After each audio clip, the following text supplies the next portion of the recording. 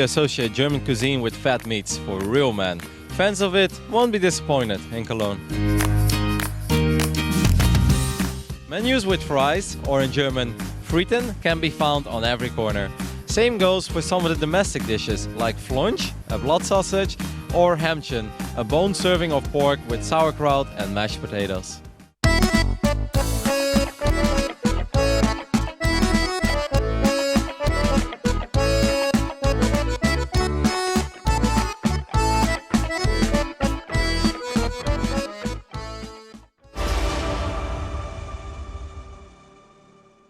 Masters, everybody. I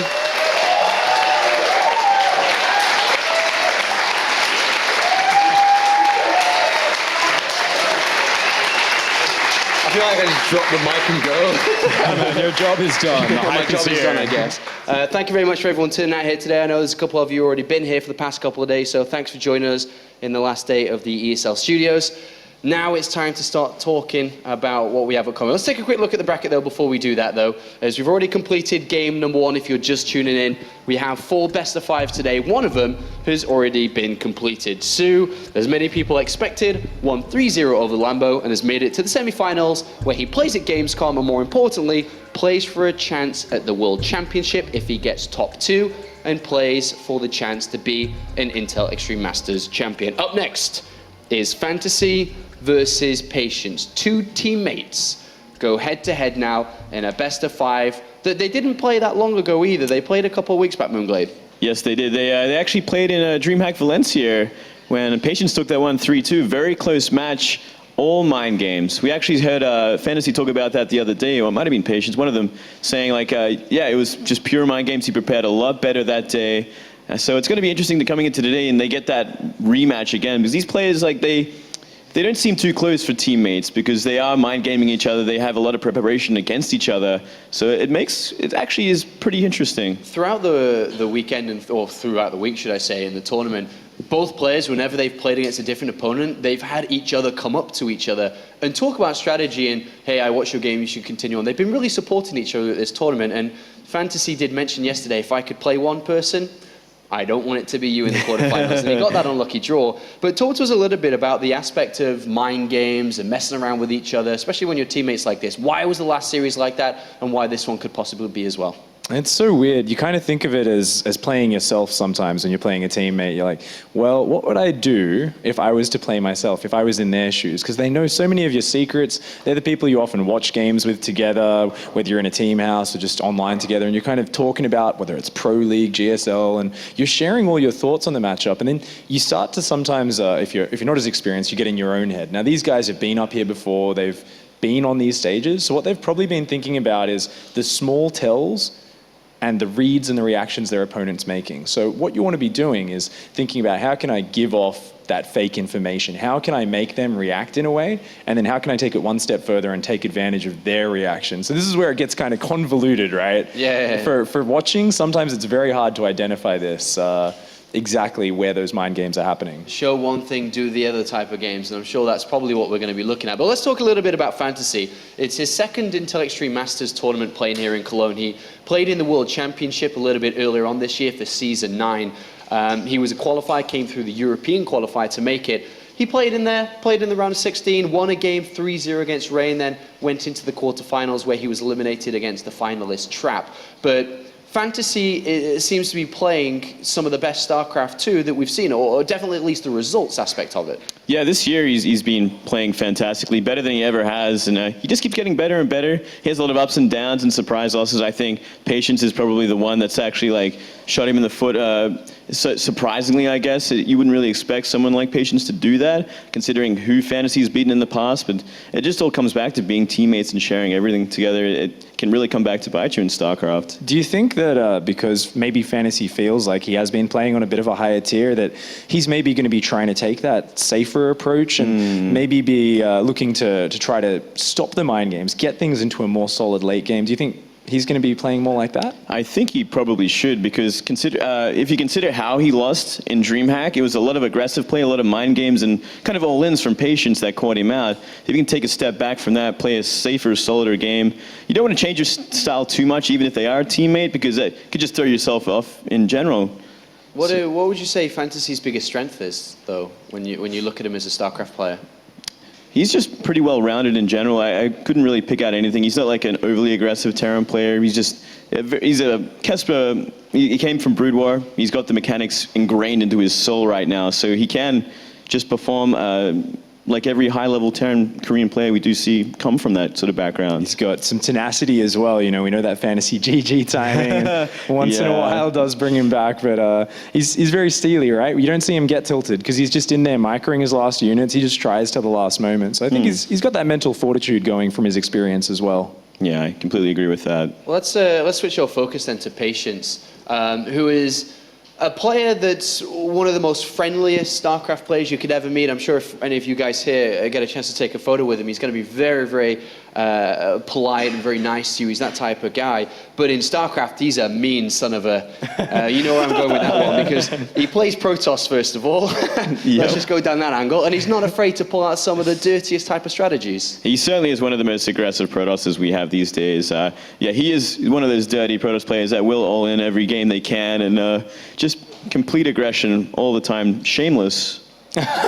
Shameless opponent. You can tell when a Zerg player's had to deal with that, the way they start to speak about that sort of play style. But Patience is a guy who's always been very aggressive. I actually remember when he was going under the ID, I think it was Lucy Prime back in the day. Right. And I actually lived with him for a while when I was over there in Korea. And from the very start, he was always looking for those very fine-tuned aggressive strategies. And since then, he's developed so much as a player. He came over to Europe last year and had a lot of success in tournaments. And this year he's been still getting these opportunities abroad, but hasn't been doing quite so well in those Korean leagues. Yeah, I think that a lot of people, when looking at Patience, especially because he was living in Europe last year, he was the type of player where you'd categorize him as, okay, if you go back to Korea, goodbye, that's the rest of your StarCraft career over with. But he's managed to stay afloat in the Korean scene, which I think is probably one of the most impressive things about Patience, is he's still hitting and qualifying for the big leagues. He can still has the potential to go, at least to get into these leagues. He hasn't really made it too deep just yet, but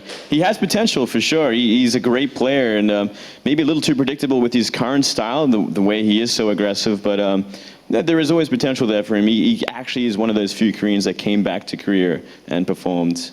So if you were to summarize this matchup real fast for us before we jump into it, is it so as we said, a game of mind games here? Is it a game of, Patience being aggressive towards Fantasy? How would you just kind of summarize it a little bit? It's going to be close for sure, and I think it's going to be about Fantasy. Has he figured out what he did wrong the first time around? Can he defend against what Patience is going to throw at him? Because I'm sure it's going to be a very aggressive style from him as well.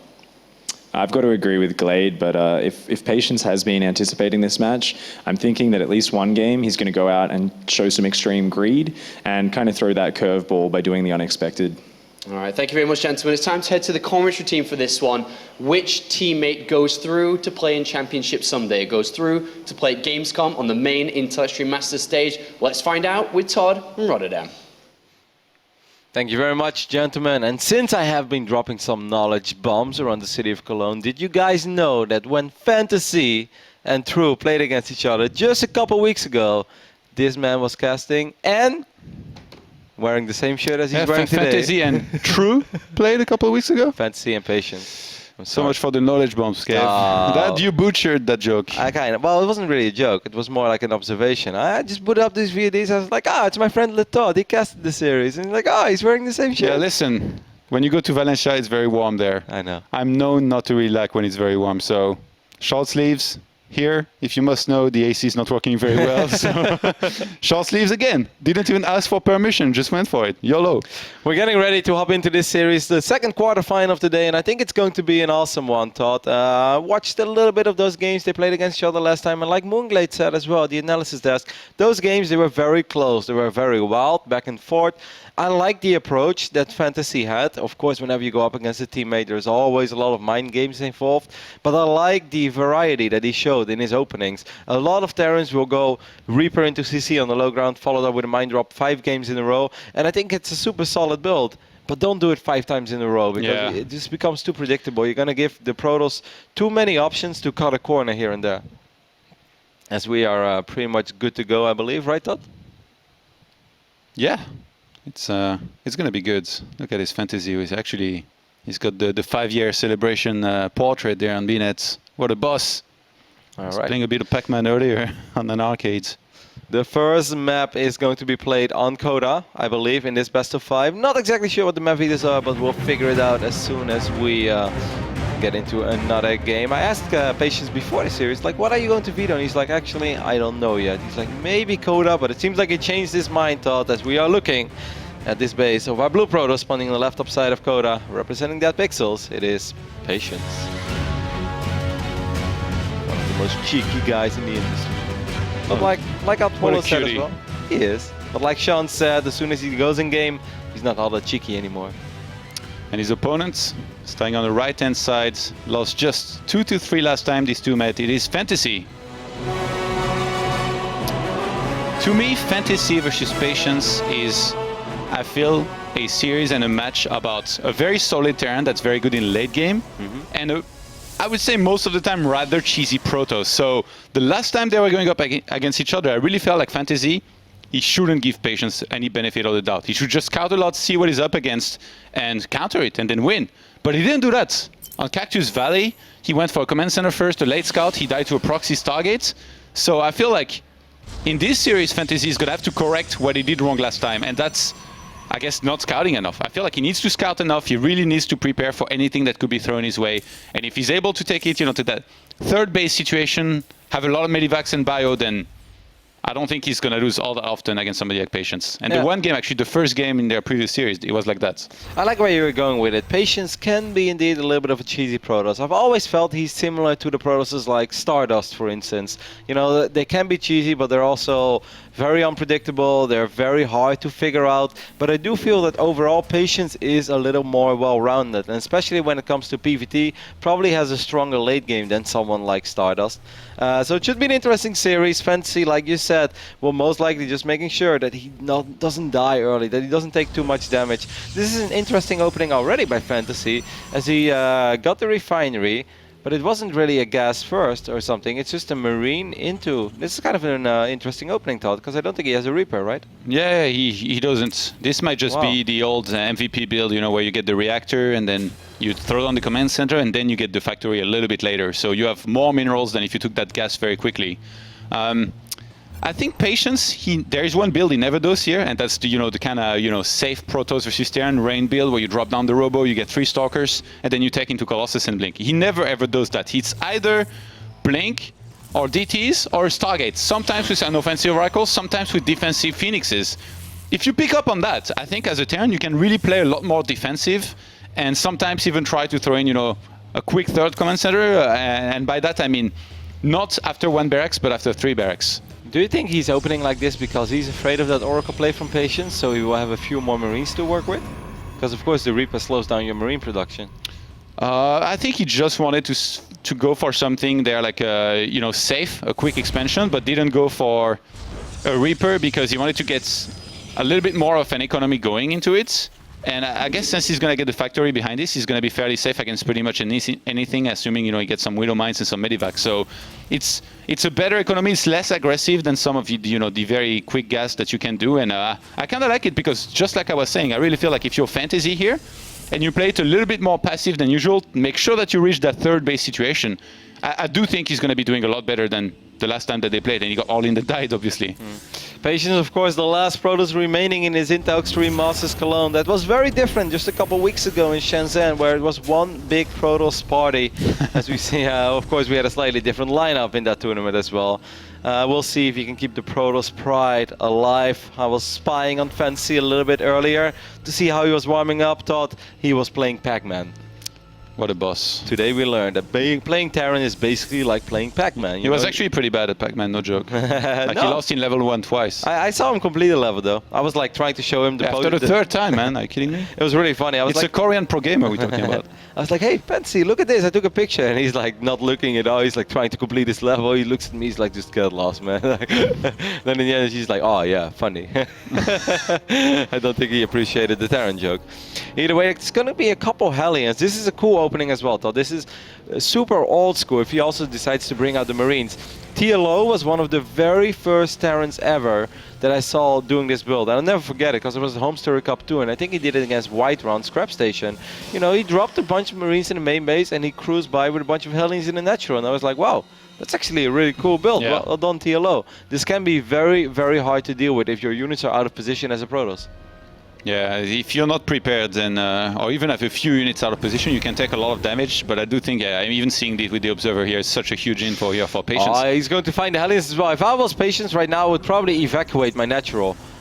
Yeah, there you go. I think that's a smart call, Todd, because it's going to be extremely difficult not to take economic damage against Hellions and these Marines. You have to photon overcharge somewhere. That sentry is very exposed. The sentry is going to almost get picked off immediately, but They're not still going to get a completely. few probes.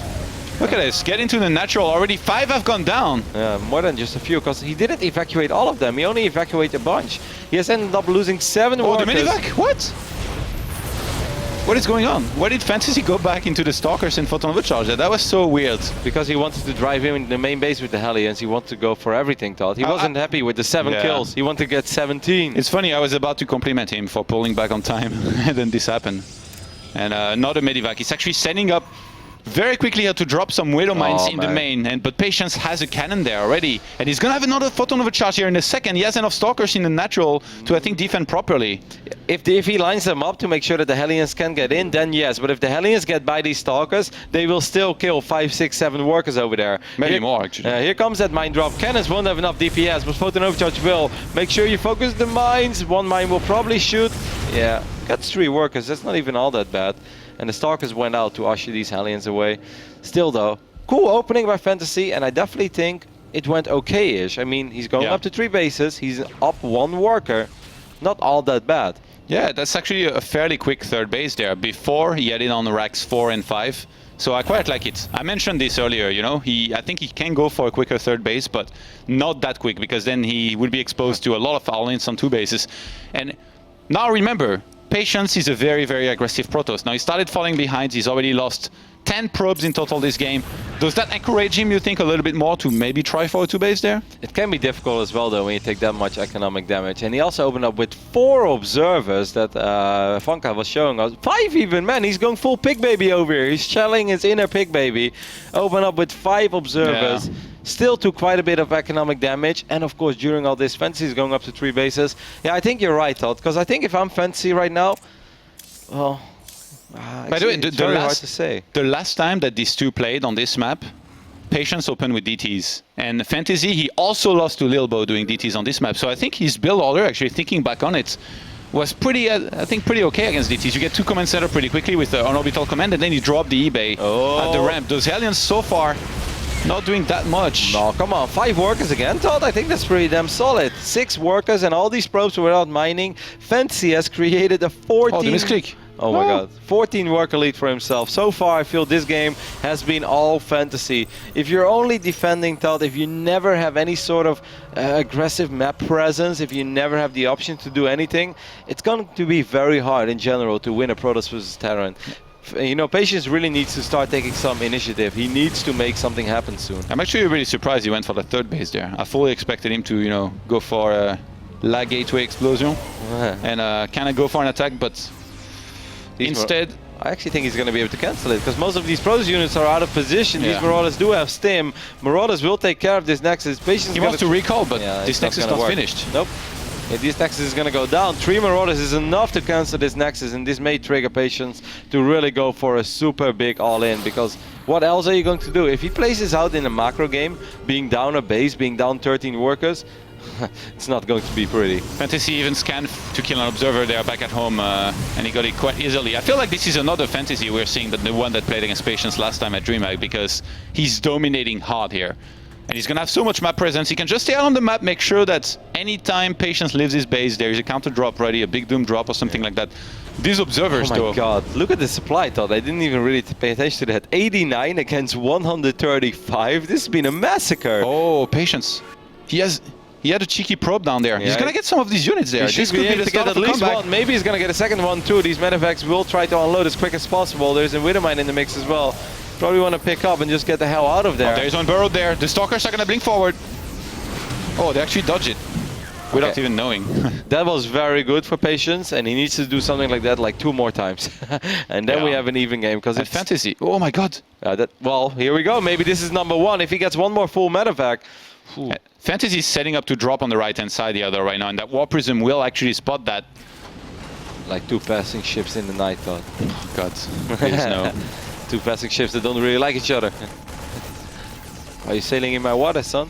So War Prism takes some damage, but it will survive for now. +2 is almost done for Patience, but he's still in a lot of trouble. The only thing he does have going for himself is that he has all those observers, that he has quite a bit of map vision now, and that he has a cannon in multiple bases. So he's setting himself up pretty okay to at least defend, but just defending when you're down 35 supply already, it's going to get very tricky. It seems Fantasy, by the way, is a really big fan of going for a lot of bio medivacs and not Medivikings. He doesn't like dropping a second starport often, even though Patience most of the time plays with a lot of Colossus.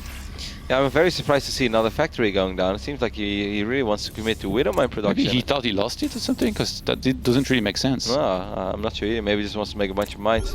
Maybe he wants to run some Hellbats because he's worried about the ridiculous amount The of drop in zealots. the main. Patience was waiting there, but with the split on those units, they're gonna get the Colossus pretty quickly.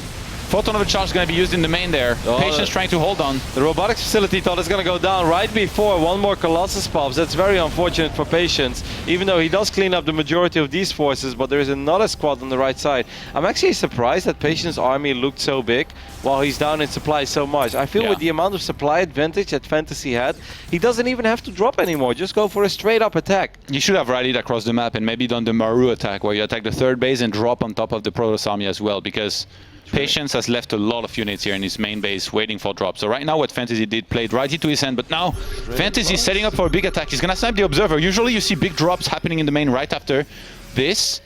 115 army supply to 69. That's a pretty big lead there. Yeah, he's gonna go for Drilling Claw Salt on the 2nd factory, which, you know, is very good against armies that rely a lot on Zealots and Archons and maybe Stalkers, but against a player that opened up with a bunch of Colossus, it's a little bit surprising to see it, but I don't mind it. I actually think Drilling Claw Widow Mines are very good against Protoss. You know, it's always a lot of guaranteed damage. Storm is gonna go down as well for Patience. Fantasy is maxed out at the moment, guys, despite the fact that he lost a couple of medevacs here and there. 129 army supply. Just attack straight up. Like, you don't have to drop over here, Fantasy. Dropping is awesome if you like, if it's an even game and you try to make something happen, but Scans the main, sees that there's a lot of units there. Resources lost. Fantasy lost a lot more actually, but it just pulls so far ahead in the start by killing so many probes that he managed to max out so quickly, and now he's gonna go for the fight and a big drop in the main at the same time. Yeah, that's very cool play over here, especially as he Storm saw just all completed. these units. Yeah, Storm just completed, but he lost already 1 or 2 High Templars. These Storms are okay as they connect with a couple of these Marauders, but that doesn't change the fact that there is a lot of bio into the main base as well. Could maybe go for a Colossus, as one of them is pretty damn exposed, and at the same time, man, they're just fighting all over the place, but it just seems like it's an unfair fight, as Fantasy has just pulled so far ahead in the macro department that it doesn't really matter, as GG is called and Fantasy takes a pretty convincing Game 1 victory. Yeah, he was 2-2 there in upgrades against just the 2-1 Protoss as well, so definitely made quite a few units there to kill his opponents. And in the end, these drops, even though they got shut down at first, Patience not able to hold on. Even though he completed Storm just before. That's supposed to be good, but I guess he was just so far behind in the end that it didn't matter. He lost 1 or 2 High Templars right before Storm finished up as well, I believe. And I do think the play was very cool by Fantasy. He had 4 medevacs full of bio units ready to drop. He could potentially maybe drop it on top of an army as well if that situation would have occurred. But then he saw the units, he's like, all right, you've got an army in your 3rd base, you've got an army in your natural. That means there is nothing in the main. I've got so much bio, just fly into the main, unload it all, and you gotta make a choice, mate, which army you want to fight. I got 3, you only have 2. So well done by Fantasy, just great macro from him, and I love that opening. I think it's very weird that opening fell so out of fashion, because I think that 8 Marine drop into the main base, into a couple of Hellions, into the natural, I think it's a very strong opening for Terran. Yeah, but remember, there's nothing in StarCraft 2 that's safe against everything, and I guess if you know that Terran likes to do this a lot, there's definitely a few good ways that you can open and properly counter this and do very well against it. So far, like if you look at the bracket of this tournament, it looks like it's very likely that we're going to have 3 Terrans and 1 Zerg in the semifinals, with maybe the Zerg winning the whole thing. That'd be interesting. But Patience here, he needs to fight back. He won last time these two played with a 3-2 score, you know, close games. Yeah, and he had actually lost the first game. Exactly, I was about to say, back then Fantasy took game number 1 as well, so this series is far from over. It will most likely be a pretty back and forth series, but game number 1 Fantasy did look very promising. It just looked good from start to finish. I like the idea of Patience to pull the probes from the natural into the main base, so you only have to defend one location against that Marine drop and the Hellion run by. But then he kind of just let them long distance mine, and he still ended up losing 6-7 workers. And then the mine follow-up was awesome as well by Fantasy. Just a great build and great execution. That's all there is to it. All right, we're on Cactus Valley here, and starting on the top right-hand side, playing as the blue Protoss. He needs to bring it back. It is Patience. A cheeky guy. Always so calm, very smiley in and out of the games. Doesn't really matter whether he wins or loses, he's always friendly. On the left top side of Cactus Valley, we're looking at the main base of a Brood War legend. Wants to continue that legacy in StarCraft 2, it is Fantasy. Definitely played a couple of great games over the years, Todd, but still waiting for that one tournament where everybody will, whenever you say Fantasy in StarCraft 2, people will say like, oh yeah, he won. You know, because so far he didn't really win anything. Had a couple great games here and there, and everyone knows that he's very good. It was an SKT1 for a long time. Of course, that's pretty much the best practice a man could get, but he wanted to try his chances abroad, and he had a couple already. Didn't really go all the way yet. This could be his weekend. Would be a remarkable victory. Fantasy would go all the way here at IEM Gamescom when there is players like Innovation and a lot of fans will go crazy, I think. For yeah, this. I know. It's nostalgia, man. Yeah. The last time these two played here on this map, Patience went for a proxy target. We actually just watched that VOD, and when you saw it, you said, oh, it's the good old Maximus Black build. What do you think is the likelihood here? He goes for something like this here once again. There's no way Fantasy forgot about that build, right? Well, he is taking double gas. Yeah, that's the beauty of the Maximus Black builds. You can know about it, you can prepare for it. You will die to it. Well, there is a reason Maximus Black led us on the barcade, though. Like, it is slightly better when you don't expect it. Yeah. So there is a chance that Fantasy is going to gamble a little bit, that Patience is going to gamble, that he just sends a probe across the map. Well, he's getting his second pylon at home, so far there is no man overboard. For those of you who don't know the build we're just talking about, it's a proxy target with an Oracle first, and then you get Void Race, you add on additional gateways on one single base, and then you go for a big bust, which actually back then was a pretty slow one, with Patience using a lot of hold position with his Stalkers and Void Race to take out units very, very slowly. And this time, Fantasy is opening a lot more safe. Last time I think it was a command center first with a late scout. That's why he really didn't see it coming and started taking a lot of damage from the start. This time, Reaper, much safer. And with last time, we of course refer to the previous series that these two players played against each other. In the previous game, Fantasy also opened up different, where it was just Marines into an Expand and then into these Hellions. This time he's going to open up with a Reaper, maybe because Cactus Valley is such a big map. He wants to have a fast-moving unit out early on so he can keep track on Patience, as Patience is a rather crazy Protoss. But so far everything looks very standard for our blue Protoss, as he just went for a quick Nexus and a Mothership Core. Pretty much the most common opening in the Protoss playbook. Whereas Fantasy stopped mining gas after the initial 100 for a Reaper and a Reactor. He shuts down that probe on the map, and now he's going to drop down another barracks. So the good old bomber / ball build, I guess. Yeah, I like this a lot, Todd, because the only criticism I had after watching his games of Fantasy is that it's either CC first into a lot of racks, or it was Reaper into factory after the command center on the low ground, and it becomes a little bit predictable. But now he's really switching it up a lot. He's going 3 racks on Cactus Valley, and there is a chance that Patience is going to try to hard counter, potential Widowmine drop. So he's going to open up with a Twilight console and just chrono boost out a lot of probes at first. And you don't have a lot of units then, because there is a chance he's going to go Twilight into Robo. And we saw that earlier in this tournament. If you go Twilight and Robo, you just don't have a lot of gateway units. Then if the Terran knocks on your front door with 3 racks aggression, it's damn hard to deal with. Yeah, it can be really tough. And having spotted Twilight there, Fantasy is already going to know that it's either Blink or Dark Templars. He can start getting prepared for either with an eBay in not too long. Of course, Patience does not know what we know. He doesn't know that he's playing against his 3 racks opening from Fantasy. If there was one way for him to figure it out, there we go. There's the robotics facility as a follow-up. Now, I'm very, very familiar with this scenario, Todd, because I'm a stubborn Protoss myself, and I often just assume that the Terran player is going to go Reaper into CC, into Factory, and then when they knock on my door with a bunch of Marauders, concussive shells, and, let's say 10 Marines, Photon Overcharge is good. And if you have to believe certain Terran streamers, it's very good, but it's not that good that you're not going to lose anything. What was that game we saw earlier this tournament on Iron Fortress between a Protoss and a Terran? Was it maybe State against a Terran? I kind of forgot, but we saw a game on Iron Fortress that played out exactly like this. I thought we talked about this, Kev. Yeah. Don't put you on the spot. Don't ask questions we both don't know the answer to. Well, we'll see. Patience has a couple units, has absolutely no idea this is coming though. That Mothership Core thought, I hope for Patience that he's paying very close attention, because if he ends up losing the Mothership Core before Photon Overcharge goes down, this game is 100% over. Well, no, he's not. He's paying attention. He's going to pull it back. That's a lot of units though. But 4 Stalkers should be enough to push this back. Even Kai did quite a bit, and there's no... Oh, there is concussive shells actually. Yep. But indeed, 4 Stalkers. There's only 1 Marauder. Actually, I felt that Fantasy could have more. Fantasy left units at home. He must have. A couple. Maybe he's worried about an Oracle, but it you said the map was been there. what, by the way? Iron Fortress? Yes, there was an Iron Fortress. State against 4GG? Yeah, see? I was on the money, Todd. Thanks to the Wikipedia. State left bottom, 4GG right bottom. There you go, Todd. Can watch the video later. But actually, Fantasy not committing to it, and Patience, despite the fact that he didn't really have a whole lot of units, is going to be more than fine. He's going to open up with a Warp Prism, by the way. Maybe...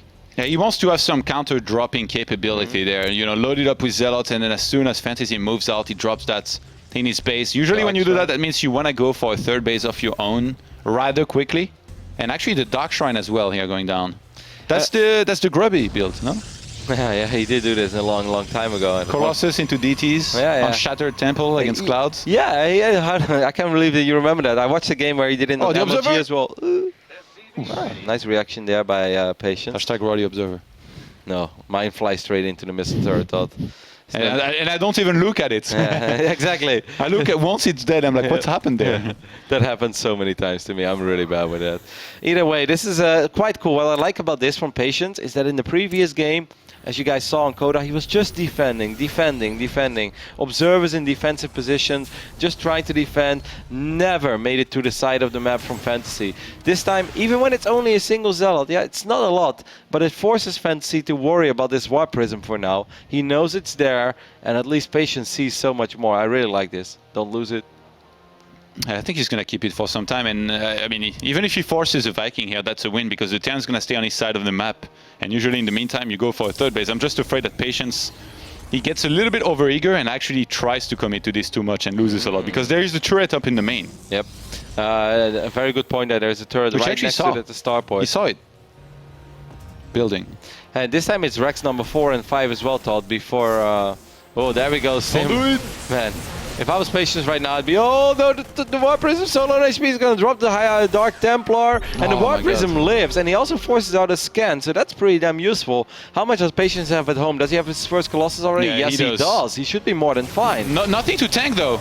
Micro the Colossus, Oh, okay. He's going to lose it pretty quickly. The Stalkers are going down, and Sentries are going to die very quickly to this as well. Patience needed a few Zealots at the front to really help and tank some damage, and he needed to micro as well. I think using a Time Warp in that fight would have been brilliant. He didn't even have to fight there. Like, he has a Mothership Core there, he could just stand back, he could have dropped better force fields, he could have kept the Colossus alive, and like you said, 1 or 2 Zealots. It sounds silly, but 2 Zealots already changes the entire dynamic of that battle. Ignore the Zealots, they'll do a lot of damage. Shoot at the Zealots, the Colossus is going to do a lot of damage. It's as simple as that.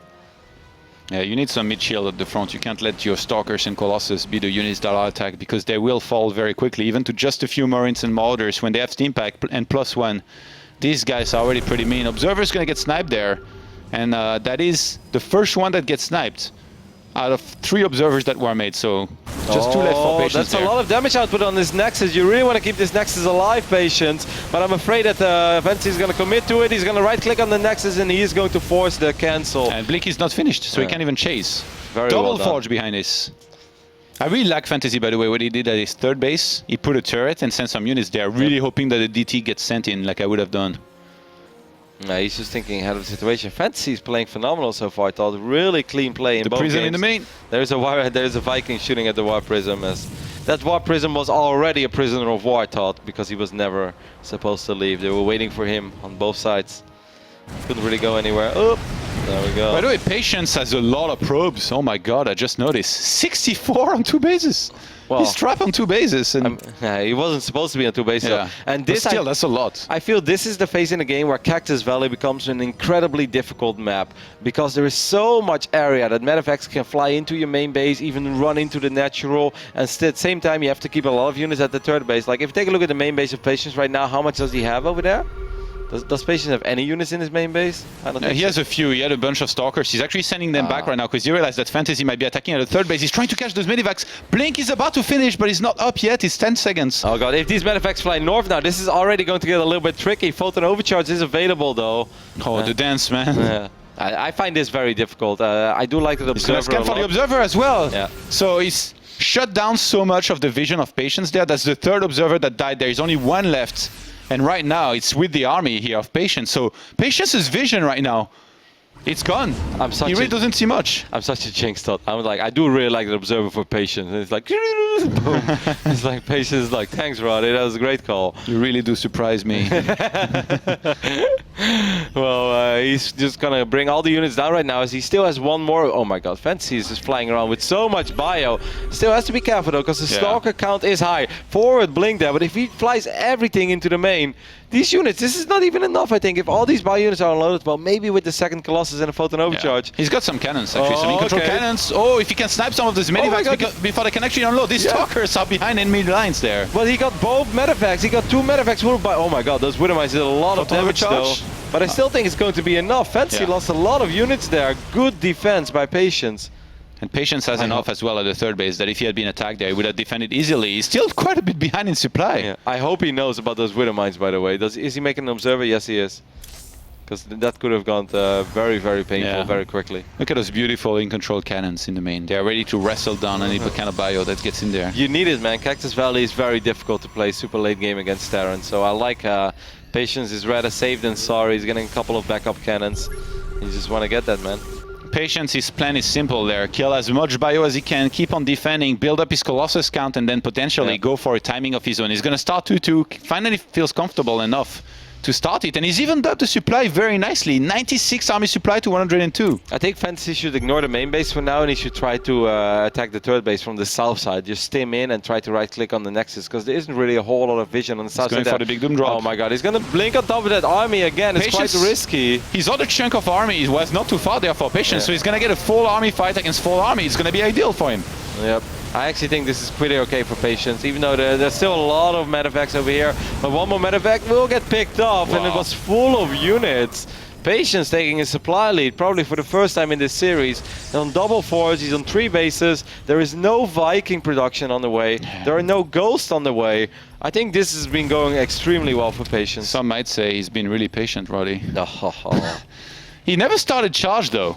Because of all the action that's been happening, he forgot about charge. We've seen before how this can be a huge disadvantage in some of those fights. You need charge as soon as he's going to start building up his Zealot count. He's on 17 already. Oh man, the drop defense has been so good so far, but Fantasy is relentless, and he's just going to try it one more time.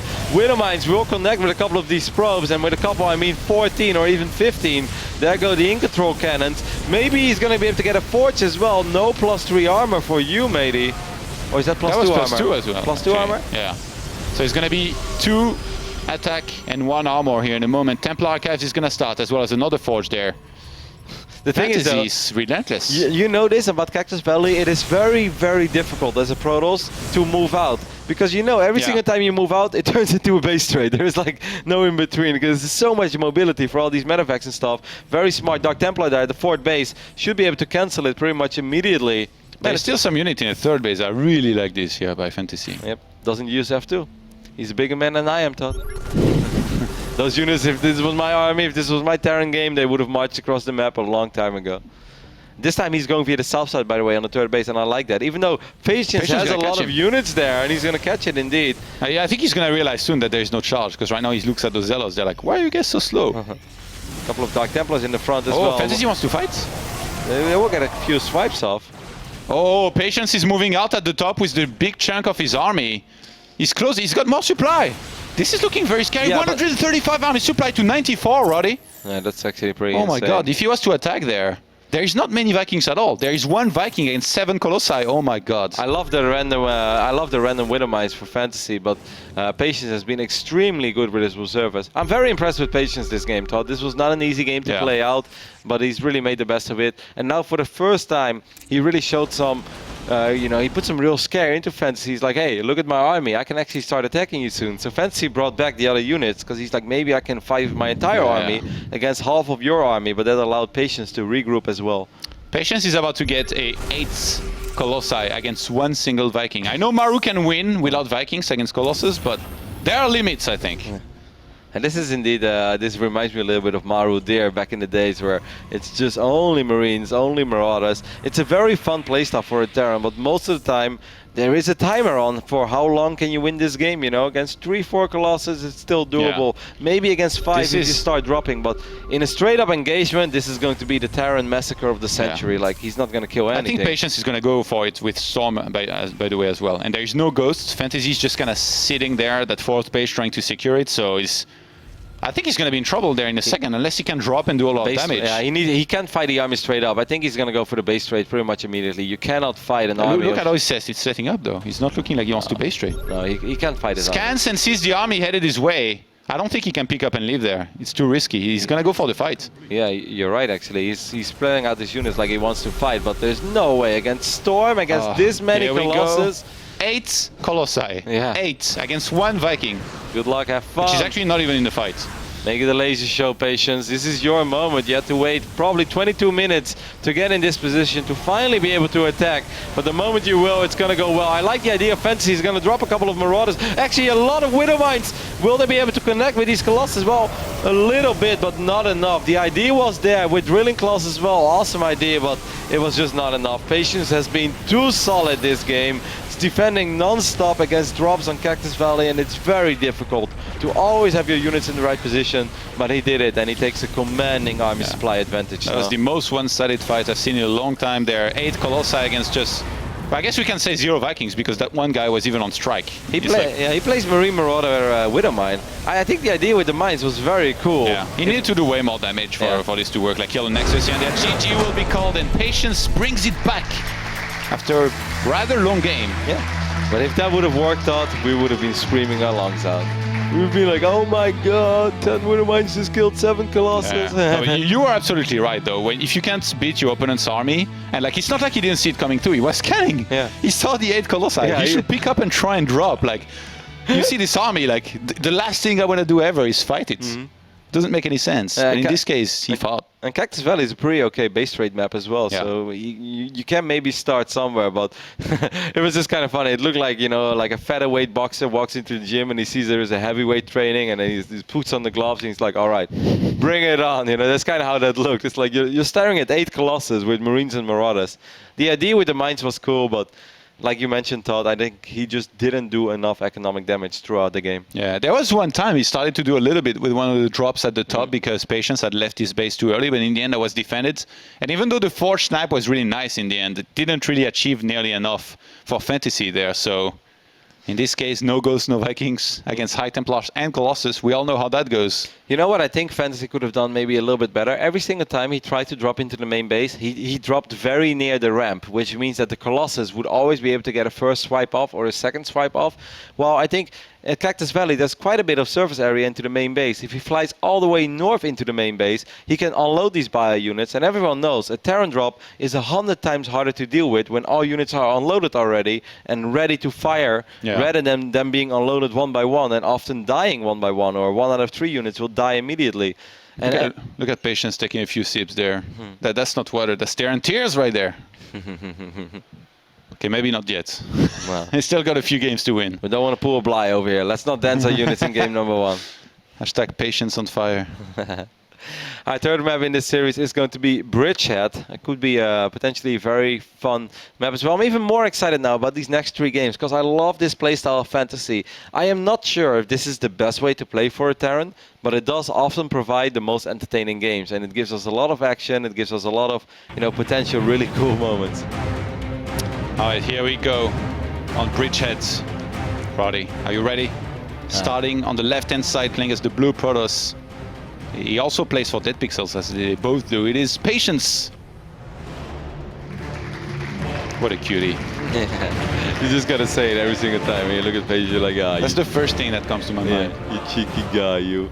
On the right side of Bridgehead, we're looking at the Terran that looked phenomenal in game 1, still looks solid in game 2. It is Fantasy. What do you think Fantasy's thinking of right now, Todd? Of lasers? Yeah, he's probably thinking that he needs to drop more, either like play the late game or commit more to aggression if he has no plan into going with making more Vikings or even Ghosts, because you can't just max out like this on Bio on the ground against Colossus and High Templars, unless you want a base trade. You know, if Fantasy ever bought any tickets for an upcoming EDM festival, he just put them on eBay. He's like, I've seen too many lasers already. Like, no more laser nights, I'm done. I just want to sit at home. You know what they say though, if you can't beat him, join him. Maybe he'd be the one using those lasers. Yeah, I can see Fantasy organizing a pretty cool party. Why not? His nickname is Fantasy after all. It's going to be a Rex into a refinery over here. Could be the same build as game number 1. Bridgehead. Ooh. Patience is super paranoid. He scouted a lot for proxies and he's gonna use that at the same time to go for his own proxy, and I'm pretty sure it's gonna be a Stargate if he goes for one. Yeah, Bridgehead is an excellent map for proxy Stargates. He's gonna get his second gas a little bit later. Maximus Black is being summoned. Channel your inner bowels right now, Patience. There we go. For a proxy Stargate, it's pretty far way off. Then again, it will be borderline impossible for Fantasy ever to scout it, because who would ever scout that tiny little corridor on the south side of Bridgehead over there? Yeah, I guess he wants to make sure that it's a lot less likely that it's going to be scouted, because if the turn opens Reaper, you know, he's going to have a lot of speed to go around and explore the map with. So feels like in this corner it's going to be less. Are you feeling a Twilight and Dark Templar? Yeah, maybe, because the position is just so off, but I do like what you say over there. Then again, this is not really a Reaper map, and not a whole lot of Terrans like to go for Reaper. Yeah. But I think you're onto something, though. For some reason, I'm feeling Twilight into Dark Shrine, and I have no idea why, but... That Roddy Spider Sense. Yeah. Let's see if it's right once again. It's rarely wrong, actually. Yeah. I remember you making weird calls like... what was it, like Dark Templars on Alter Gym? I was like, no, you fool, that didn't make sense. And then the one guy went for it. But in this case, it's actually a Stargate. Yeah, I mean, like, the cool thing about this is, like, once more, that this will most likely not get spotted. The last thing you want to do with a quick proxy Stargate is to be spotted very easily by the first SCV or the first Marine. Reapers, in general, scout a little bit better. Well, he's surprisingly close. Yeah, he should be able to see it. Fantasy's probably thinking as well. He's like, okay, well, the target is red a long ways off. I think Fantasy realizes that, you know, Patience, he won a nice game last game, but his style overall is almost always going to be, you know, heavy aggression like this. So putting a lot of effort into scouting like this is exactly what he needs to be doing for pretty much the entire series. So seeing that Stargate there, even seeing that it's an Oracle, it's a pretty big information. Like the Widow Mines that he can set up are going to be pretty important. What I'm very excited about right now, Todd, is where are the Widow Mines going to be? And there you go, man. These Terrans, they just get more and more sneaky each given day when it comes to where to position their mines. There are so many moments right now. Like in this day and age of PvT, Todd, I don't even have any ambitions or dreams anymore to keep my Oracles alive, because I know I can't go anywhere. But I think that's what Patience is going to do, is just fly around that edge here, not go too close. He's going to see that there's in fact a factory and probably just go back home, wait there for if there's a Widow Mine drop and get Phoenixes. So he's going to use the Oracle to reveal, pick up the Widow Mines and kill them and play it defensively, which I really like, because he's put Fantasy in the defensive posture himself there. Yep, it wasn't really a gas first, but it's still a one base opening over here for Fantasy, so it's not very economic. And with these kind of openings in general, you want to do some damage as a Terran. No Terran opens up with a command center at 6 minutes and 20 seconds to not kill any probes. He wants to do some magic with this. Hellions are cruising to the other side of the map as well, but the first Phoenixes are out. Photon Overcharge is not ready, but he should still have more than enough DPS. Come on, use your Oracle. Should have been on top of these Marines. Marines are going to shoot at the Oracle. Will it be enough damage? Hellions are getting in, though. They might be able to get a lot of kills. Patience wasn't looking. Oh my god, that splash. He's going to start losing a lot of probes there. 5 already have gone down. And he's going to lose way more than this, Todd. It's 8 already. Phoenixes will eventually be able to take care of the medevac, but he's lost so many workers already. Oh my god, 14 workers have gone down. Yeah, this is bad. He's down to just 12 probes against 27 SCVs. And he's going to lose his Stalker, maybe even the Mothership Quarters one. No. 5 hit points. Saved by the bell, or in this case the Graviton Beam, but still. That was still a ridiculously successful opening by Fantasy, and I don't understand why Patience was not sending his Phoenix in immediately. He saw the medevac. Yeah. He could have been on top of the medevac. It's almost like he wanted Fantasy to unload all the units because he thought he could easily kill it, but then he was just a little bit too late. If the Oracle is hovering above the medevac and the Marines... Whoa. Ooh. That one hurts. But if those Marines get dropped one by one out of medevac, the Oracle kills all of them immediately. Yeah. Like, he barely will take any damage, then the Phoenixes can chip away that medevac. Patience could have handled that 100 times better. Fantasy still has an SCV inside Patience's base, by the way. Phoenix goes down, Todd, and one other Phoenix. That SCV is going to see the Robo.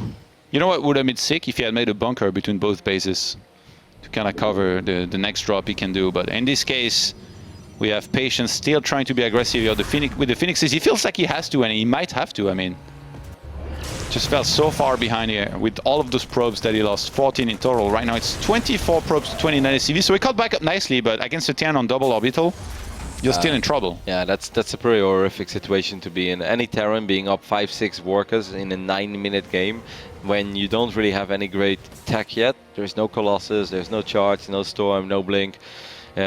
Like Phoenixes, they fall off rather quickly. They're pretty good in their wrestling. They're very annoying, but as a Terran, you just gotta accept that you will lose a couple SCVs here and there. But your ground, oh my god, I cannot believe that just happened. End up losing 2 more Phoenixes. This is a horrific game for Patience, man. Everything is going wrong. Yeah, it's been difficult, let's just say that. And this He's is lost so many units. This is personally thought why I never play Stargate against Terran, because this happens to me all the time. Yeah. It doesn't matter where my Phoenixes fly, they're magnets for Widow Mines. That's why when I watch Classics games, I get so mad. Because he just dodges everything, like snipes every single Widow Mine, and like keeps all of his targets alive perfect. Yeah. Even Trap.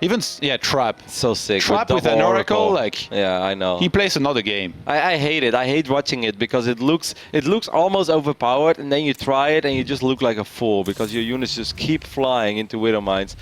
So far, Fantasy, of course, we got to give him mad props for the smart Widow Mine positioning that he's been going for so far. And of course, that very successful drop here. Like, you don't see them anymore, I thought. You just don't see them. Yeah. Fantasy gonna drop racks 4 and 5 there before going for a third command setter, which I do think he's gonna get in not too long. Another observer gets sniped. I don't want to be a Debbie Downer, but as soon as these units have stim, I think this game will just end immediately.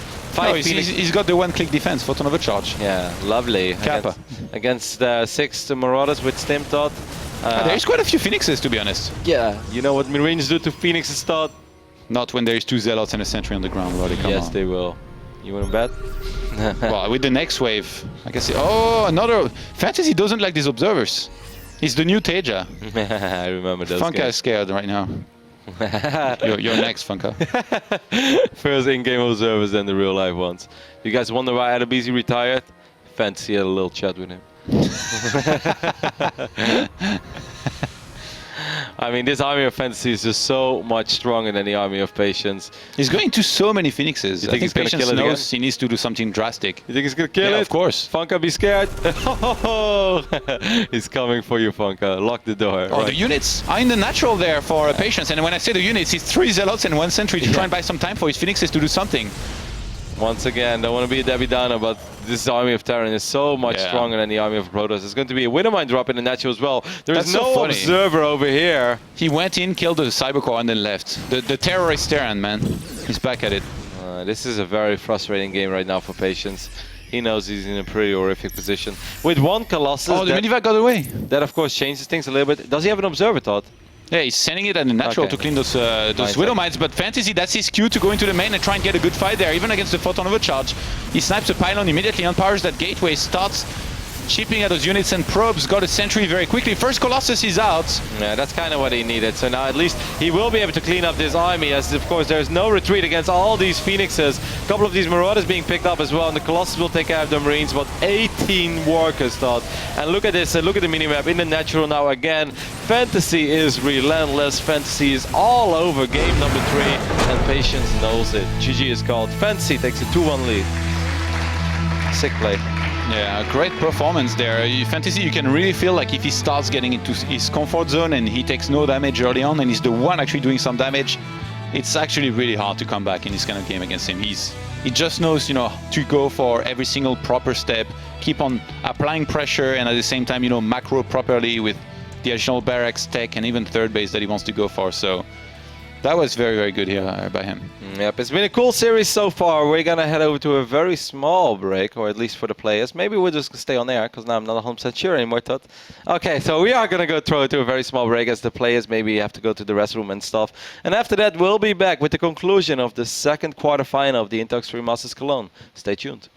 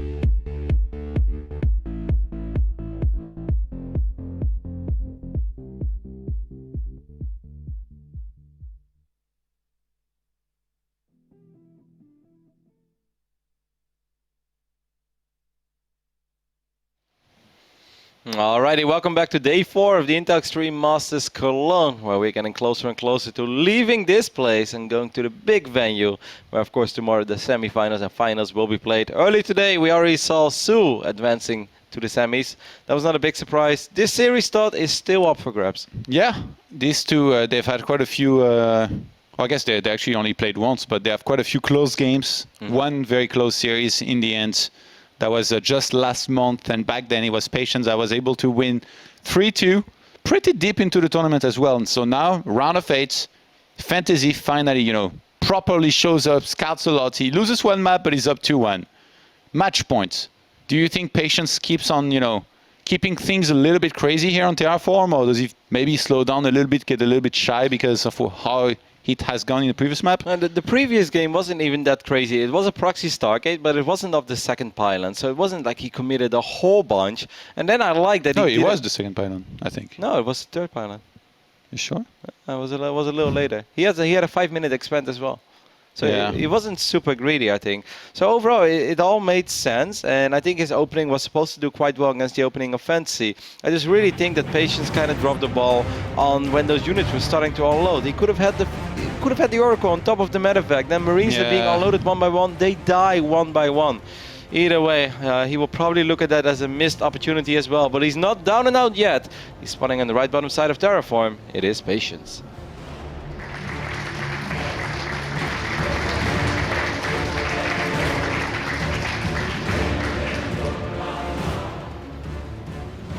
And his opponents, starting on the top left-hand side, they are playing as the Red Terran. It is his teammates, Fantasy. Definitely brought us a very entertaining playstyle so far in TvP. Keeps it fresh as well. 3 games, 3 completely different openings. That's something we mentioned in the start of the series. It's really important for Terran to keep the variety there. And if you're not a super diehard StarCraft fan or not a super diehard StarCraft player or a Terran fan, they may be like, well, doesn't it always look the same? Like, he's getting a lot of Marines and Marauders. There are so many ways you can get there. In the first game, he opened up with a few Marines, then went into a CC, then went into more Marines and Hellion Harass. Second game, he opened up with a Reaper, and then third game, he opened up kind of gas first, but then it was just Marines into, 2 Hellions as well, but then of 1 base. Well, in game number 1, he did it of 2 bases. So there's been a lot of variation so far in the openings of Fantasy, and that makes it so much harder for someone like Patience to truly prepare and to truly be ready for what is coming. What do you think about Fantasy's nickname, the Terrorist? I think it's kind of rude. Do you know why that's his nickname? Tell me. Because, well, that's what Liquipedia says, and Liquipedia is always right anyway. Because he had excellent dropship and vulture control in all matchups. Okay. So I guess he was like a little bit everywhere and blowing stuff up. I mean, his game, even the game that he lost, I think looked really cool. Yeah, he's very good with drops. I think everybody will agree on that. Yeah, I mean, on Coda, that was awesome, right? How he did it in the end. He's like, okay, I have 4 medevacs full of bio units. Let's just look for an opportunity. Maybe I'll drop it behind the army. Maybe I'll drop it in the main. Then he went for the main. That's just cool play, It's not that he picked him up and then he went for it. He already had him picked up because he was planning for something like that all along. Yeah. So that's really cool. Patience is trying to fake that he's proxying a Stargate, but Fantasy actually didn't quick scout with an SCV there. He's only going to rely on his Reaper, so I wonder if he actually fall for it. I don't think so. Zealot will be cancelled and Nexus will start, and then we'll have the Mothership Core starting, and I think Fantasy might not even be able to see that there is no second pylon in the main, and he's not going to be worried at all. So Patience wanted to try something here to trick Fantasy, and I feel like it's not going to work at all. Later, of course, it's always nice to have a pylon in the back of your natural, because if you feel like there will be Widowmine drops, you could potentially get a Forge, and you can already warp in a cannon into your natural mineral line. He might go Stargate, actually. Patience likes to open Stargate, get Phoenixes, and get ready to defend against, any kind of Widowmine drop. I'm kind of feeling some Twilight play here, Todd, because there's no ramp. DTs? No, just Blinkstalker, but a lot of aggression. Not like Blinkstalker to defend. I feel like he's gonna try to defend the first drop, and then he's going to counterattack immediately on the other side of the map. Usually Patience, in a best of 5, he likes to go DTs at least once. The last time that these two play was on Coda, they went for DTs. Now this map is pretty damn good, especially, that pylon and the natural can, get DTs in very quickly. But now Terrans, they really started figuring out how to, see it coming, defend a lot better against it. So we'll see. Well, the Twilight is on the way, Todd, so both options are still very alive, but I just have that feeling that we're going to see some aggressive Blink play this game from Patience, as he's just being rather passive in this series. Patience, we said it in the start of the series, is kind of like Stardust, likes to be an aggressive. It's going to be Darkshrine for now. I like actually the mind game. Oh, there isn't the pylon in the main to prevent the Reaper from getting in there very easily, so the Darkshrine will be spotted pretty much instantly, which I think a lot of the time here is going to mean a cancel. Yeah. Or do you play the reverse mind game? The last time that these two played on this map, there was a 5-gate Blink all-in, which actually succeeded by Patience. I mean, I think builds like that are great on maps where there is no ramp into the natural. Makes it very tricky for Terran to have the units in the right spot all the time. Fancy is playing with fire, by the way. He's insane. He just didn't even get a bunker in his natural while he's going Reaper, CC, Factory. If Patience would have walked across the map with 2 Stalkers and a Mothership Core, the game can potentially end there. The Dark Shrine did get cancelled, and Blink is on the way now. But usually there will be Widow Mines though with this build, but in this case he was setting up for the defense for he's something gonna kill else. the Stalker with the Reaper, actually. Rip. Kind of sloppy there by Patience. Patience proxying. He's actually gonna go on the offensive. Look at this, he's warping in Stalkers across the map there. Okay, we're finally going to get a bunker. That's about time, Fancy. He did cancel the Dark Shrine, but...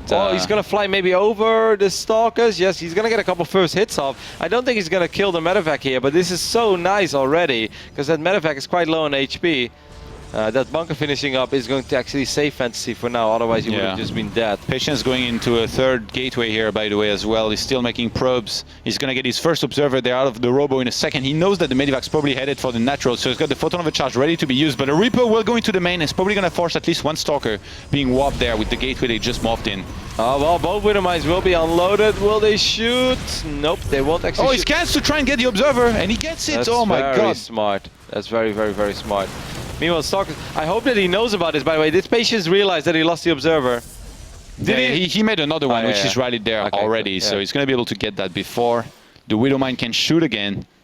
Patience, he might just have to pull back there against 2 bunkers, like he's already forced these 2. Steam Pack and Combat Shield is going to start really late this game because of all that happened. You know, those barracks are going to be swapped now for add-ons. And Fantasy... Yeah, you could still try to blink into main base. He doesn't have Stim and stuff right now. Like you this said, is really okay here for Patience. Yeah, I know. If he can get like the Tech Lab once, there aren't that many bio units, I would go for it, man. A crazy blink in the main, get a Tech Lab, why not? Let's roll the dice. I know Patience like to have a cheeky visit to the casino as well. Not as bad as Stardust, but... And with the Fortune and Robo Bear on the way here, it's just going to be the standard, you know, blink into Colossus. Wouldn't be surprised if Patience went for a third base there as well. Then again, if there is one Protoss, you know, that can mix in a few good 2 bases, and on this map that could be also very good, I think it's Patience. It reveals the fact that Blink has finished up. Fancy may leave a few more units into the main base. I kind of feel whenever you have scenarios like this, like I don't think it's that bad for Patience. I just feel trying to one time get a Tech Lab that has either Combat Shield or Stim on the way, I just feel that's so massive and it's almost always worth the risk. Because you can always check with your observer as well to see how many units are waiting for you. He starts a Nexus before getting additional gateways, so in this game at the 12th or 13th minute there's going to be a moment when the army of Fantasy is going to be massive, like, you know, 80 plus against 40 or 50 plus for Patience, and he's going to have a big window to try and do some damage, but the first Colossus has now started and is about halfway through down there for Patience. He actually went for the attack upgrade instead of armor.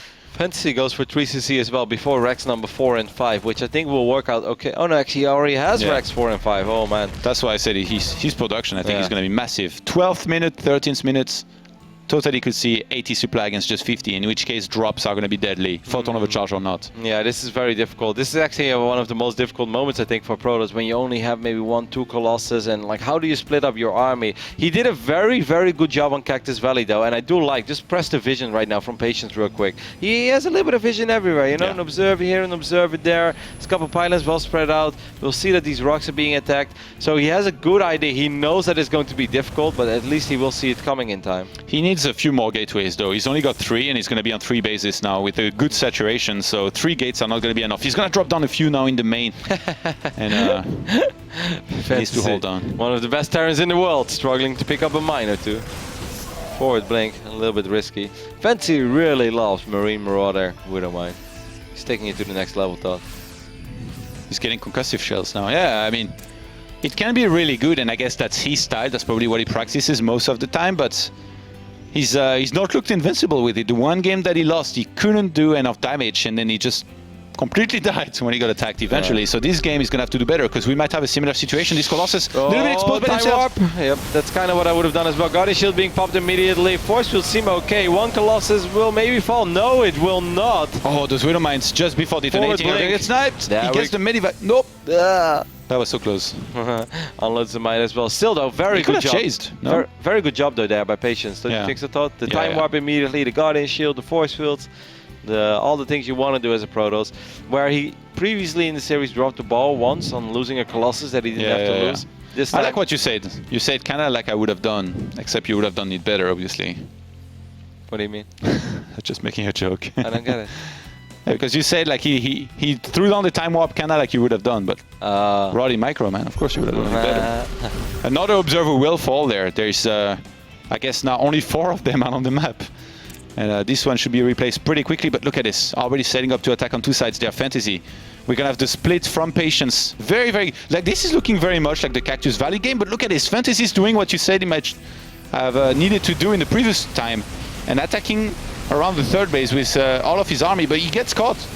Widow Mines, though, do a reasonable amount of damage. There isn't too much to protect these Colossus. The Mothership Core went down. Rebuild that Mothership Core ASAP, Patience. You want to have one of those bad boys flying around. He's not rebuilding it, though. I don't like it. He needs to... Oh. There we go. Okay. Restarts it finally. Templar Archive is going to be on the way there as well. 1-1's about to hit for both players in upgrades. And Patience, I quite like the situation there for him. He needs to remember charge this time. How does he forget every time? I think he also wants to just make sure that he can keep the Colossus production alive. Fantasy right now is just looking for openings. He's like a lion that's on the hunt right now. He's trying to figure it out. Where's the best moment for me to go? Is he going to drop units on top of this Protoss army? Yes, he is. There is no Photon overcharge, but the reinforcements have arrived. Only 1 Colossus will fall. I think Patience should be able to clean this up with ease. Fantasy is playing a very risky style of Terran, and either, you know, it's hell or glory. Either it looks amazing or it just goes horrible. And this time it went pretty horrible. This didn't do any damage, and Patience can actually attack. Like this was one of those fights where you kill so much that you're actually thinking like, should I just attack and try and kill him? Because clearly he's probably not getting the Medivac in the main. Oh my god, he caught that. Got it before the Widowmine even dropped. Gonna get the Marines as well. So more and more units die. The Medivacs are gonna be trapped between the natural and 3rd base. But now a drop in the main by Fantasy is gonna hit, but he's about to die back at home, I think, because there's 2 Colossi there and way too many units for him to be able to hold. He might have to evacuate this base. The Widowmines is carried though. I hope Patience is paying attention to that. He has more Widowmines as well into the main base, but Patience will be able to clean up this drop. And like you said, Todd, this is an army. You gotta respect this army. Yeah, he sends just a few zealots in the 3rd base right now. Patience completely take out the economy of Fantasy. At the same time, he's attacking in the natural with everything that he's got, everything else. He defended in the main finally, and Patience taking a big supply lead here. He wants to bring it back. He wants to take it to map number 5. And man, these guys, they play some hell of series. Yep, he has a lot of money as well. He's going to wipe in a couple of high Templars, could land a feedback or 2, could get Archons. Yeah, they're stuck between a bunker and a turret. There's just not enough damage output in his army of Fantasy. This Colossus army is way stronger for Patience. He brought a probe immediately as well to build pylons, reinforce his army, and he's going to even up this series. And it seems like we are going to get ready to head on to the rubber match, as GG is called, and Patience brings it back home, Todd. Brings it back home, at least for now. Really cool game again. And Fantasy's TvP, in a weird way, reminds me a little bit of the Muslim. Like, I watch the Muslim stream a lot, and I like watching Benny. But Ben also plays a very risky style of Terran, right? Like, often going in for drops on top of the Protoss army. And like I said, it's hell or glory. Either it's amazing, or it all comes falling down. And in this case, it was the latter. The other part of Patience's army was just pretty close. And Fantasy could only kill one of the Colossus he wanted to kill. He wanted to get both for sure. It's really just like these games, there are a lot about early game damage. Yep. You know, like if no early game damage is dealt by either, then I think Patience pretty happy to go up to 3 bases, kind of defend the whole time, because Fantasy does not want to seem to take it to the late base. He wants to play with a lot of bio, Medivacs, use some drops and do damage. And I think Patience, he finally picked up on that. He finally picked up that he doesn't even need to cheese anymore. He can just play a little bit more standard, and somehow if he can stay alive and make it, you know, having enough Colossus to defend and gateway units to defend across 3 bases, he's going to be okay. Fantasy just plays a very, very, very aggressive style, and he will just keep trying to make something happen. It reminds me a little bit of the Chinese ZVZ, you know, when Chinese Zergs go up against European Zergs, you just see them attack, and sometimes it works, sometimes it doesn't work. And this is kind of how this goes for Fantasy. But the moment that one drop truly gets shut down, he has no backup plan. He never has that second starport. He never has, let's say a Ghost Academy with a bunch of ghosts or anything to fall back on. He doesn't even have... He never has one Viking, Roddy. And one Viking to kill the Prism. That's the only Viking he made. Either way, we are getting ready to hop into the final game of the second quarterfinals of the Intox 3 Masters Cologne. It's been a great series so far, and it's going to be played out on Moonlight Madness. On the right top side of Moonlight Madness, we're looking at the last Protoss in this tournament. Are we going to have one in the semifinals? It's patience. All Protoss hope is resting on his shoulders right now, Todd. You think he can? He's worried about it. He can feel it. Yeah. His Maybe. opponent standing on the bottom left-hand side of the map. He wants to win this badly, but now he's in a weird situation because he lost the last map playing as the Red Terran. It is Fantasy. IEM once said, if you need to make Ghost against Terran, you're already losing.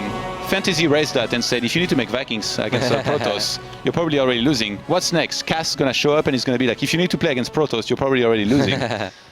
I'm pretty sure that a couple of Terrans have tweeted that out already, Todd.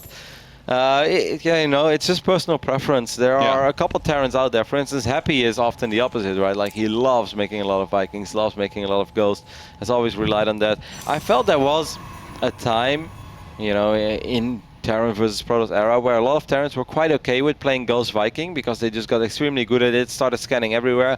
But then the Protoss players, they stepped up their game as well, and they started getting cannons and pylons all over the map and not keep the High Templars together like a bunch of donkeys. And then basically anywhere Terran goes out on the map, super late game, there are pylons, there are cannons, and there are High Templars dropping storms left, right, bottom. Yeah. And that's when a lot of Terrans just gave up. They're like, okay, you know, this is just unbearable. Every single time I don't pay attention for 0.1 second, the storm lands on all my Vikings, those mechanical units, they don't you know, regenerate, and I'm basically never able to fight. And everyone has their own approach still. A couple of Terrans still like to pull SCVs, some make a couple Ghosts and then try to win.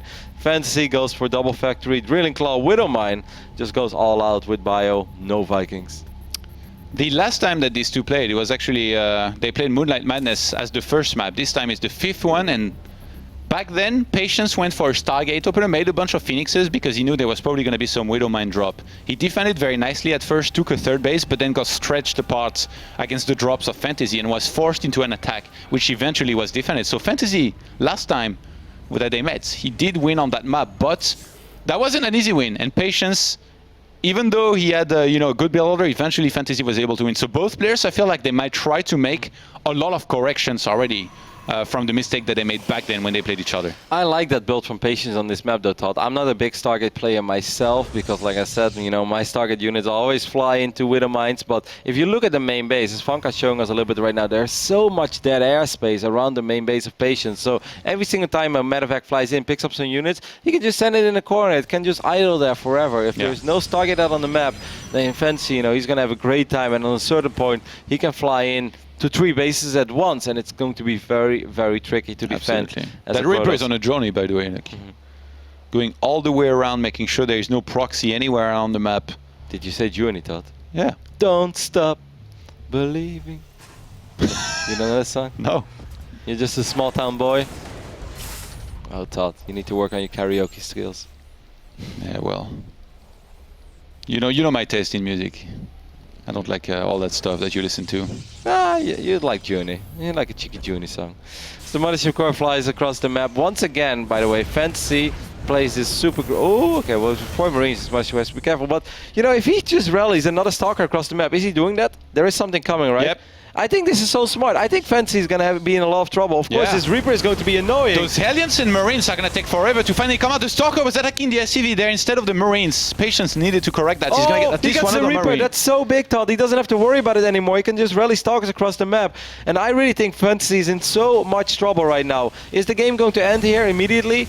Maybe not, but he should be able to deal so much economic damage. This is absolutely phenomenal for Patience. Ends up losing a Stalker. It's perhaps a tiny bit sloppy, but this Mothership Core is still doing a lot of damage. These SCVs are not mining. They have to be pulled, so that means they are not mining right now, and Fantasy is on the chase with 2 Stalkers there. More pressure is going to be applied, or does he go and defend? I don't think he should go and defend. He's chrono boosting out another Stalker there. He's bringing a probe. Why not? Even if you only have a single gateway, just get another Stalker there. He's actually getting another one behind this. So even 2 Stalkers by 2 here might be enough to really do some more damage. I like it. I like it a lot. He's like, kill those probes in the natural. I don't care. You're not going to get into the main base, mate. Pylon wall. The floodgates are closed. Fantasy has to, in my opinion, sacrifice his natural. I think he should give up on trying to defend this. Without a bunker on the low ground. If he gets the Mothership Core, this is big, but the pylon here will complete, and now Warp Gate just finished the gateways. They're ready to warp in, Roddy.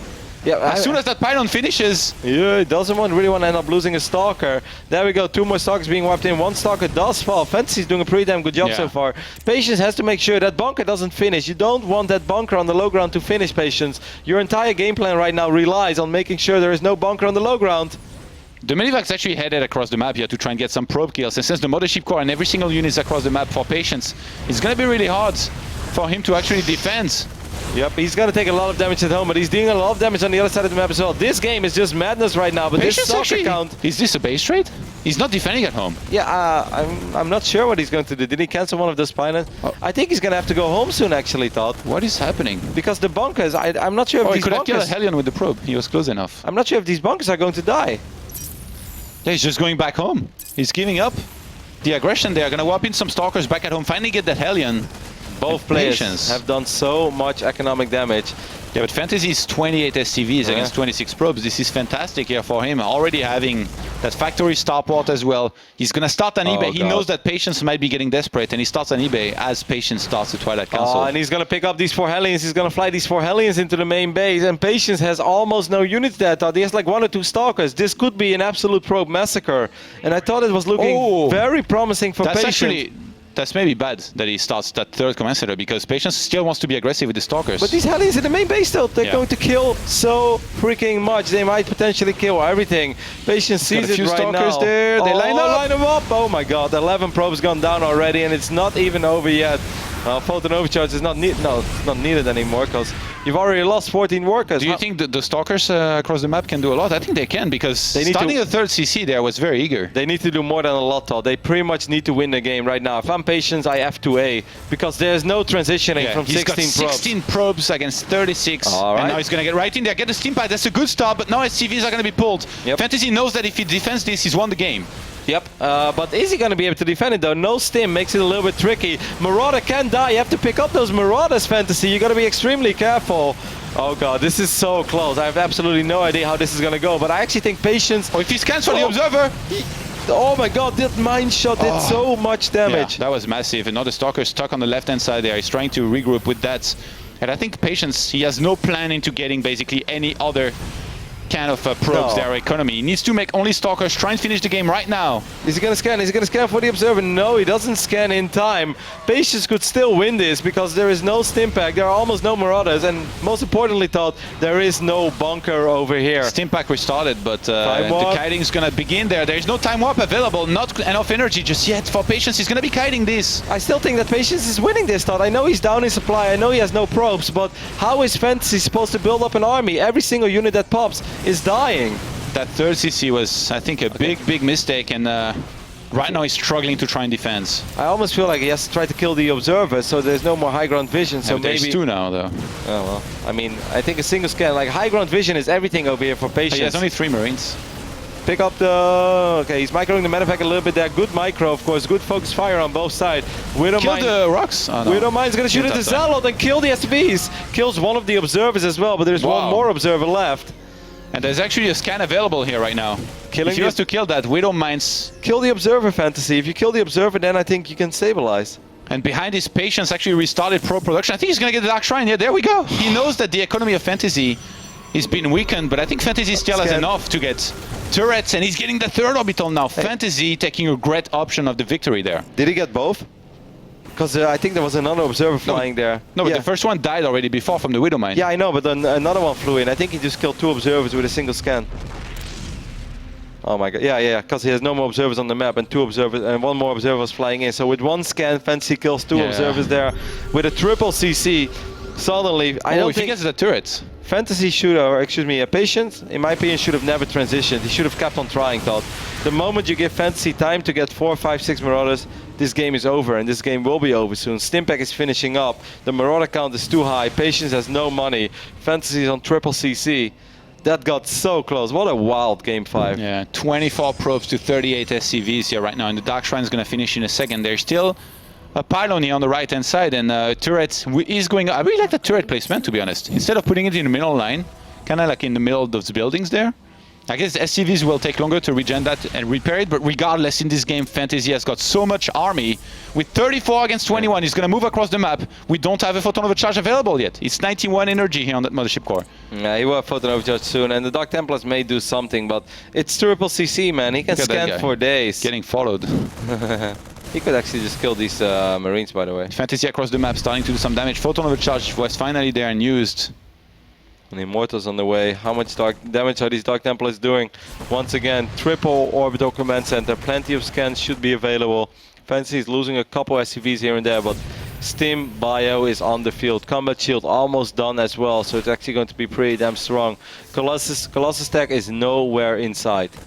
Yeah, he didn't even get Blink with this. Like, it's so funny to actually have this many Stalkers and not have Blink with them. It's so unusual. I like the idea though, because I mentioned this on Terraform, right? Like, if he would just get the second Stalker, I felt he could have done so much. And he was doing a lot, but Fancy being Fancy, just being such a good Terran, still making a lot of plays happen with these very few Hellions. I almost feel if Patience would have just straight up tree-gated, instead of getting a Robo and stuff as well, it would have been a lot better, because he would have been able to get more Stalkers quicker.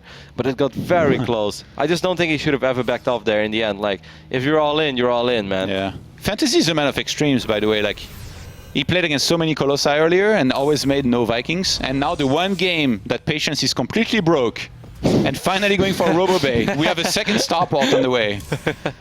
That's pretty funny. Maybe he's worried that, you know, Patience makes a silly single Colossus or two Colossus, two base all in with a bunch of force fields. And I think Fantasy just went into emergency mode. He's like, what can I lose to? He's like, yeah, DT is probably likely get some turrets. No. What about Colossus transition? I don't want to lose again with a lot of bio on the ground, just losing everything. So gets a second Starport, and then that next fight is going to go for, I'm afraid it's going to be a total walkover, man. I love that you say that, Todd, because I think that's very important. And that's sometimes that a lot of people forget when you're playing StarCraft. If you're very far ahead, if you know you're very far ahead, just ask yourself the question, what can I still lose to? And like you said it, man, got the missile turrets against DTs. And now for the first time in this series, he's getting double Starport because he doesn't want to take a silly fight against a bunch of force fields and a Colossus, even when he has way more bio. So he's just getting these Vikings, even when he's not really a Viking player. Awesome game. Oh my god, these observers. He actually dodged this one. That scan. Made it out of there. Patience. It's his observer very nicely, but this army is so massive that even if there was, like, I feel like 3 Colossi, they might just crush through anyway with like some drop on top and a good attack. There is a few force fields available though. But Patience, he's just in so much trouble. He's trying to get to Blink and Colossus tech. The first one is going to be out here in a moment. Fantasy. He's scanning all over the place. He sees the entire other side of the map there right now. I mean, you could always still... Oh, I like this. He's faking it. He's faking it. Oh, Fantasy with the plays. Look at that. It's a magnet. He's going to chase these medevacs. This is so cool, Todd. This is a ridiculously cool play by Fantasy. All of them are empty, Patience, but your natural is gone. You're going to end up losing that natural. That's so cool. GG is called. Fantasy wins the series. A very, very entertaining TvP series, and he's going to be the first Terran to advance to the Intact Extreme Masters semi-finals. It took him 5 games and to be 50 supply ahead and quite a few workers and army to finally do a successful drop and multi-pronged attack, Roddy. But he finally did it and closes out this series in style, Todd. A lot of people are going to be very happy here with this, as Fantasy moves on to the semi-finals to face Sue tomorrow. That's going to be insane. This is one of the most perfect endings I think I've seen in a StarCraft 2 best of 5 for a long time. Like, whenever you set something up like that as a player and it works in game 5 of a best of 5, like, what more could you ask for, man? That's so cool. I love that stuff. Poor Patience. When he saw those units at his natural, he must have been like, oh god. It's so sad as well, it's because time to leave. Because his observer just saw the medevacs, and then he sees the medevacs flying, and he just didn't have the vision for those units on the ground. Because if he sees the units on the ground, then he won't fall for it. But sick play. Yeah, awesome. Really, really good job here by Fantasy. And like I said, a lot of people are going to be very happy with this. Man, Terran getting a good bit of success there. And there's going to be more. Innovation against 4G later on, guaranteed Terran, and then Nurture against MMA also on next match coming up. Yeah, that one is going to be super awesome. I can't wait for that one. But for now, I want to hear what Fantasy has to say about that pretty wild best of 5 that he just played against his teammate. Thank you very much, Rotterdam and Todd, joined here by our second semi-finalist. Congratulations, Fantasy. Got to jump straight in there. What a crazy best of 5. That map number 5 in itself. What was he thinking playing it, during it? Was it as intense for everyone that was watching it? Did he think the game was slipping away from him? Was he in control of it? 자, 5경기를 일단 먼저 얘기를 하고 넘어가야 될 것 같은데 5경기가 참 왔다 갔다 장난이 아니었거든요. 정명 선수가 이제 직접 5경기에 대해서 설명을 좀 해주시죠. 초반에 그 피해를 입었을 때 또 여기서 지현이한테 이렇게 지는구나 생각이 들었는데 맞고 나서 스캔을 뿌려보니까 생각보다 할만한 거예요. 그래서 이거 할만한가 했는데 끝까지 유불리는 잘 몰랐고 좀 정신없었던 게임인 것 같아요. When the first draft came in, I was like, God damn it, is the history repeating itself? And I thought it was already over, and then I'm like, okay, well, I have 50 mana on the orbital command, so let's sort of scan down, see what he's got. And I saw it, and it's like, wait a minute, I think there is a chance. So I tried to collect myself during the game, and honestly, till the end, I had no idea if I was ahead or not. And it was the very last 30 seconds, I was like, oh, okay, whew, I got this. I did have a couple of questions about the styles that Fantasy played here. The first one was about the Hellions. A lot of Hellions were, I think, the linchpin unit in the early game for the success there. Was this something that you thought Patience would be weak against, rather than committing more to Widow Mines? Just what were you feeling with the Hellion aggression? Did you have some sort of insight into how Patience would play? 자, 일단 요새 태프전에서 화염차를 그렇게 많이 보이는 경우가 그렇게 많지는 않은데 1경기에서 화염차 위주로 경기를 풀어 나가셨었거든요. 그때 조지현 선수랑 아무래도 팀 동료고 이러다 보니까 좀 더 이게 먹힐 거다 이런 생각이 들어서 1경기에 그렇게 화염차를 많이 쓰신 건가요? 네, 확실히 지연이라서 한 게 있고요. 좀 생각보다 약간 시나리오대로 된 것 같아요. 그렇게 하면 피해를 줄 것 같았어요. I use that build just because it was Patience. Like we're all teammates, we know each other pretty well, so I'm like, maybe I should start off, try to throw him off a little bit in his pace, and I think it went out exactly how I imagined it to go. All right, jump in here, one quick one, Pig.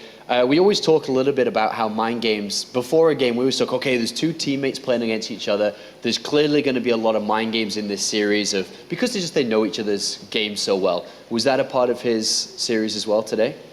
전반적으로 오늘 오전제를 하면서 팀 동료다 보니까 조지현 선수가 일단 판자기에 대해서 내가 지금까지 조지현 선수한테 얘기 안 했었던 상의하지 않았었던 이런 거 위주로 좀 풀어나가야 되겠다 이런 생각을 많이 갖고 오전제를 시작을 하셨었나요? 근데 제가 지연이 오픈 브라켓 때 너무 얘기를 많이 해줬어요. 테란 빌드에 대해서. 그래가지고 뭘 쓸지 되게 고민을 많이 했는데 좀 생각대로는 잘 안 됐던 것 같고 그래서 오늘 스코어도 좀 힘들었던 것 같아요. Overall, up until this point, when Patience was participating in the qualifiers and everything, I actually gave him a lot of feedbacks on how he should be tackling TvP. So coming into this matchup, I was actually completely drained out. I didn't know what I was going to be doing. So I was kind of going, match at a time, but overall, obviously what I wanted to do is throw him off in the first set, see how it goes, and then think about the next map and the map after. And maybe because of that under preparation, if you could even call it, I think that's why the game was kind of a little bit lengthy, a little bit loose overall in all the best of fives. Okay, that's a really illuminating answer there. Of course, what I really wanted to ask about was something we've been seeing a lot of recently. It's Widow Mines dropping on top of the Stalker Colossus, right? It's this crazy move, and we sometimes see it just destroys the entire army, and sometimes it fails really hard. In a couple of the games, it didn't work very well. And I just wanted to hear Fantasy's thoughts on mainly that, first of all, the Cactus Valley game. When it didn't work out, did he feel like Patience was just too far ahead? Was his army too big? Could he have executed it better? 그리고 두 번째 캡터스 밸리에서는 지뢰 위주로 많이 그런 플레이를 보여주셨는데 일단 교전이 그렇게 좋지는 않았어요. 그거요?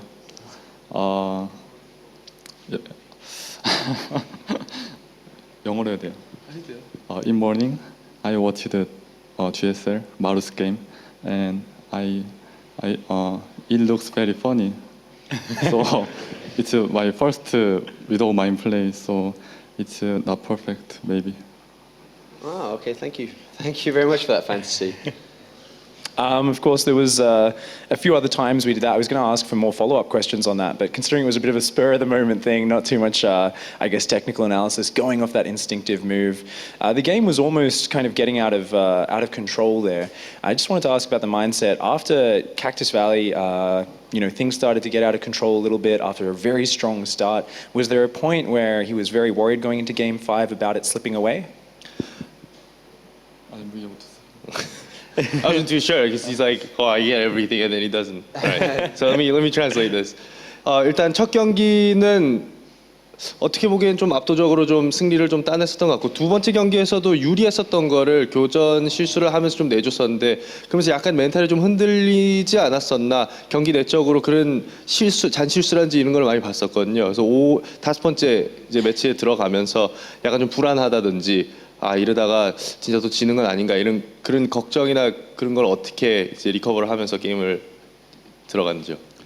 일단 게임을 계속하면서 느낀 거는 지현이가 수비가 너무 좋은 거예요. 그래가지고 이거 다섯 번째까지 똑같이 하다간 똑같이 지겠다 싶어서 다섯 번째는 바이킹을 빨리 뽑아야겠다고 생각하고 게임했어요.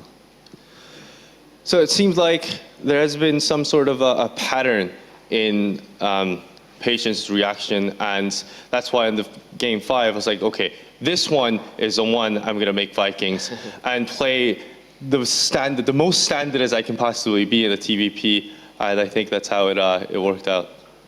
All right, thank you very much, James. Thank you very much, Pig. One final question then. There's a bit of English coming out there from Fantasy. There's obviously a lot of Brood War fans, a lot of StarCraft 2 fans that you have that are watching right now. Is there anything you can say to them in English for us before we go away? Okay. Don't mean to put you on the spot. Okay. Always thank you, my fans. My next opponent is Sue, very strong, but I'll do my best and I will dominate.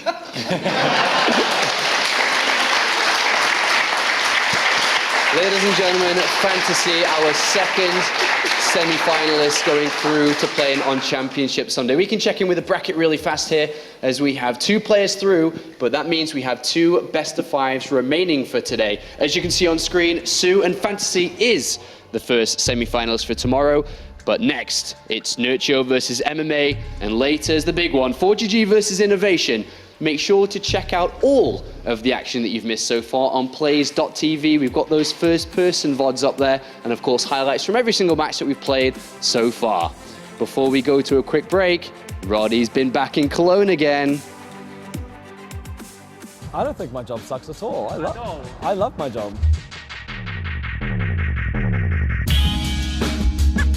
Any problems a player has, they generally come to me first, whether it's at the event with their PC or if they've got problems with the hotel, their flights. Yeah, a babysitter is probably a bit demeaning to the players, but yeah, certainly I manage the players. Yeah, apparently a technical issue with the computer, but I'm sure Graham is on it.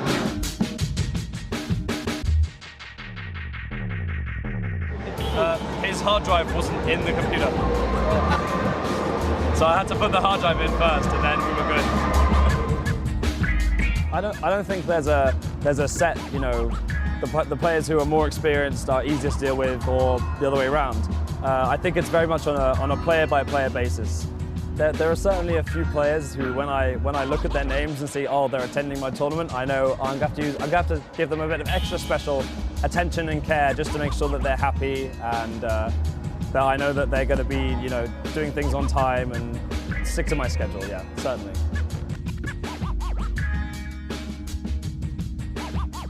Yeah, everything looks good. Classic just needs like 5 minutes to warm up, and then we should be starting. It's good. Maybe mouse wheel. Mouse wheel. Mouse wheel. Mouse wheel? Yes. No. The settings? Yes. Mouse wheel. Driver? Oh yes, maybe. Yeah. Because it will be different. Okay. Language barrier is certainly a problem, but I'd like to say that StarCraft is a sort of a universal language, and there are certain things that the players just understand. You know, if you say, you know, we start in 5 minutes, then they understand that. I'd say I have more problems dealing with an angry production than I do with angry players. Playing sense of where he's better in the second half to broadcast on main stage? I think you have to do Snoop Team Live, but it's the same as not Snoop Parting, but at the same time, Snoop Parting is good at the semi-finals too, so. Right, yeah. So that's fine. So let's just do Hero and whoever then on the main stage. So Hero versus whoever. Or yeah, I mean you get foreigner or you get or you get local. Yeah, Chinese, so either way it's fine. And it's Hero. Okay. We didn't get to see Hero too much today on main stage, only one match, so.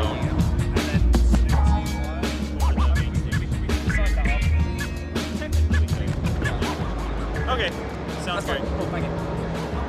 Well, we just drew the round of 8, which is here, and basically because of the limitations in the schedule, we can only show 2 quarterfinals tomorrow on the main stage. So I was just discussing with Will which matches he thinks would be the best to show on the main stage and which ones to have off stage. The most stressful things in my job are oddly enough things that I can't control. So when the internet goes down or when we have you know, a power outage, things that I can't control are stressful to me because I know that I can't do anything.